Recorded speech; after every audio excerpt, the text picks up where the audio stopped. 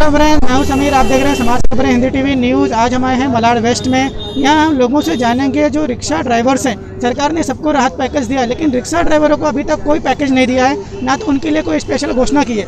हम जानते हैं कि उनकी लाइफ कैसे कट रही है, उनको किन किन तकलीफों का सामना करना पड़ रहा है। सर, हम जानना चाहेंगे आपका नाम पूरा प्रमोद कुमार जायसवाल, और आपके रिक्शा स्टैंड का। Mumbai rickshaw auto unit. तो जब से लॉकडाउन हुआ उसमें आप लोगों को किस किस तकलीफों का सामना करना पड़ रहा है? हम लोगों को सर एक बहुत सी तकलीफें आई हैं। गाड़ी का हफ्ता है, घर का भाड़े हैं, लाइट बिल है, खाने के वांदे हो गए। 2.5 महीना गाड़ियाँ बंद थी, इसमें हम लोग को कोई आज तक अभी तक मदद नहीं मिली सर। अभी जो सरकार की गाइडलाइंस है कि 2 पैसेंजर बिठाना है, सैनिटाइजर देना है, कैश पैसे नहीं ले रहा है, इसमें आपको क्या क्या प्रॉब्लम आ रही है? ये तो अभी वैसे ही हो रहा है। यहाँ तो कोई कैश पैसा तो है, सभी दे रहे हैं, मतलब परेशानियाँ के तो कोई बात वो नहीं है। अपना सैनिटाइजर रखे ही हैं। जो सीट पैसेंजर सरकार ने बोली 2 सीट, वो भी रखे कर ही रहे हैं हम लोग। ये जो गरीब स्लम एरिया है, यहाँ पे लोग कैश के अलावा पेटीएम वगैरह यूज़ करते हैं? नहीं, पेटीएम नहीं है, सब कैसे ही देते। 5 रुपया तो इधर है। 5 रुपये से देते हैं। तो आपको क्या लगता है सरकार को आपके लिए कुछ करना चाहिए? सरकार के लिए हम लोग एक गाड़ी का हफ्ता का कम से कम तो करना चाहिए।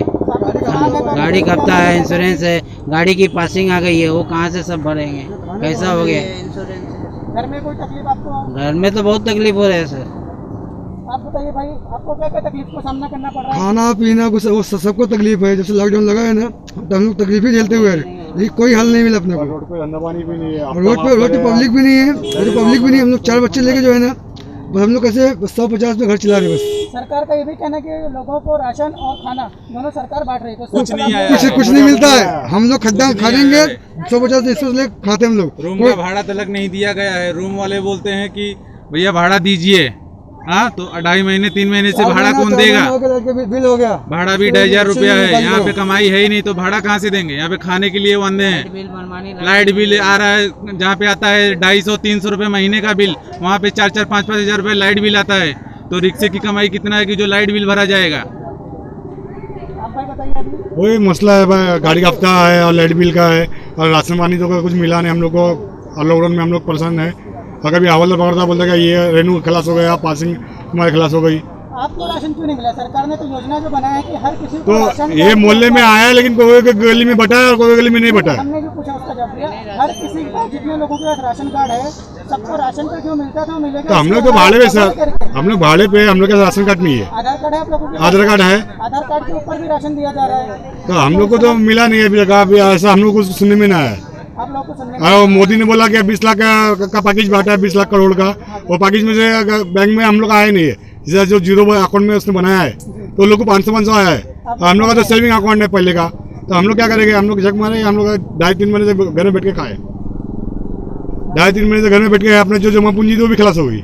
अब रूम का भाड़ा भरेंगे या लाइट का सर हमारा तो जीरो बैलेंस है, लेकिन जीरो बैलेंस होने के बावजूद उसमें 1 रुपया आज तक सरकार की तरफ से नहीं आया है।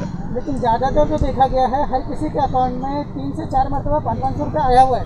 नहीं, और हम राशन कार्ड के ऊपर सरकार ने राशन दिया हुआ है। हमारे पास राशन कार्ड है। राशन कार्ड के माध्यम से 5 किलो अनाज आया है, लेकिन बैंक में 1 पैसा भी आज तक नहीं आया है। क्या नाम है आपके खाता योजना का?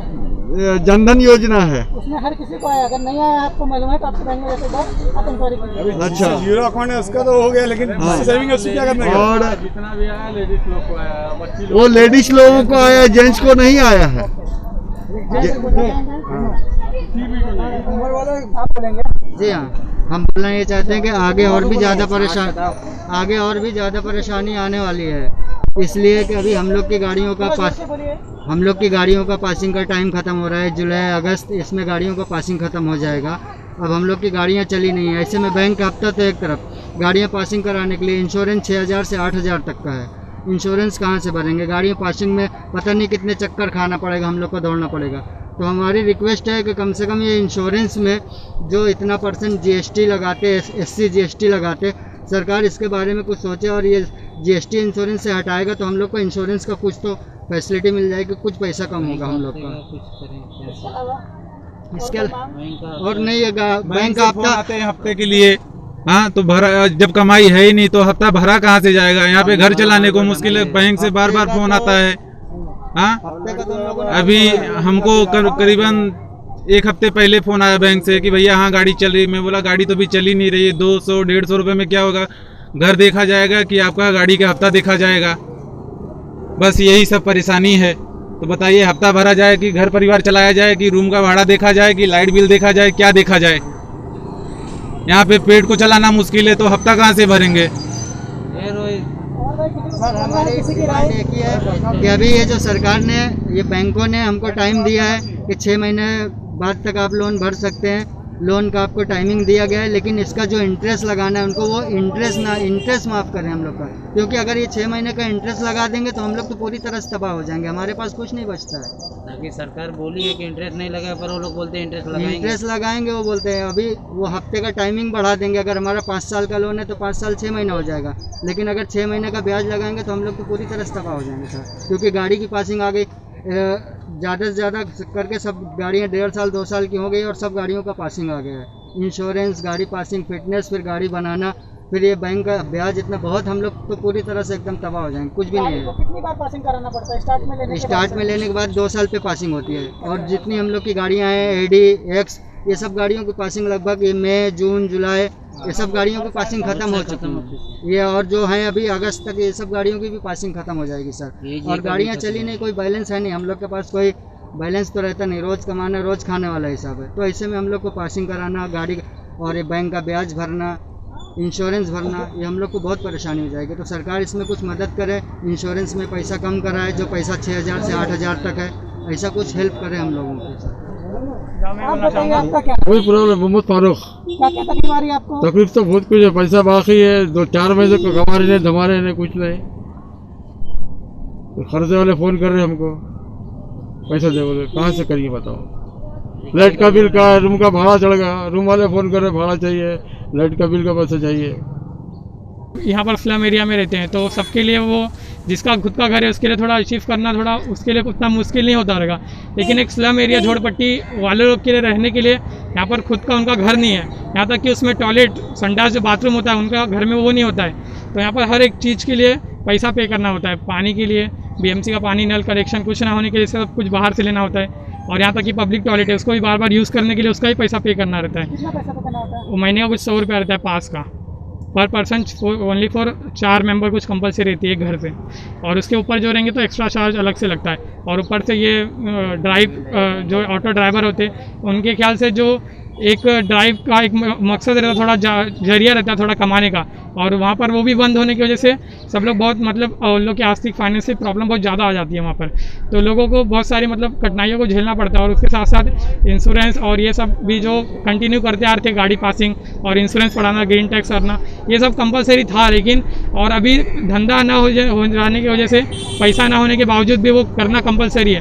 तो ऐसा हम लोग की भी ऐसा लगता है कि मतलब वो सब करने के लिए हम लोग दिन पर दिन और कर्जेदार होते जा रहे हैं और उसके नीचे और दबते चले जा रहे हैं।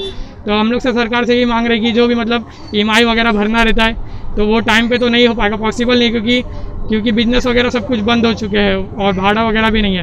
और जैसा कि पहले जो जैसा लगता था कहीं भी भाड़ा जाने के लिए थोड़ा पॉसिबल था कि लोग कमा के छोड़ा चले आते थे, लेकिन आज के डेट में वो बहुत पॉसिबल नहीं है जल्दी से, क्योंकि कहीं भी निकलना तो बहुत रश है निकलना, क्योंकि आज के डेट में डिजिटल पेज सब ज़्यादा करके यूज़ नहीं करता है।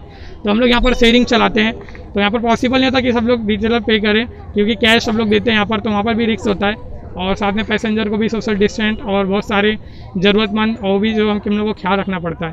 तो पॉसिबल नहीं होता है कि एक स्लम एरिया वाले के लिए ये सब कर पाना। और फिलहाल ये लॉकडाउन में तो बहुत सारे घर और परिवार, बहुत सारे जन टूट चुके हैं। तो आशा करता हूँ कि मतलब सरकार को हमारी तकलीफ़ और वो समस्या को एक बार देखना चाहिए और समझना चाहिए और उसके समाधान को ढूंढना चाहिए। बस, थैंक यू। तो आज हम आए थे मलाड वेस्ट में। यहाँ पे रिक्शा स्टैंड पे जो लोग रिक्शा चलाते हैं, छोटे छोटे जो भाड़े होते हैं लोगों को मुहैया जो कराते हैं, लोग को कुछ डिस्टेंस पे जो लेकर छोड़ते हैं, जिनकी कीमत वो सिर्फ 5 रुपये या 10 रुपये लेते हैं, उनको कितनी तकलीफें थी हमने जाना। समाज की खबरें हिंदी न्यूज़ चैनल को सब्सक्राइब करें, बेल आइकन दबाना ना भूलें। अगर आपको अच्छा लगे तो लाइक और शेयर भी ज़रूर करें। अगर आपको हमारे साथ जुड़ना चाहते हैं, अगर किसी भी तरीके का न्यूज़ या एडवर्टाइजमेंट देना चाहते हैं, तो आप हमें इस नंबर पर कॉल करें 7666471110। धन्यवाद।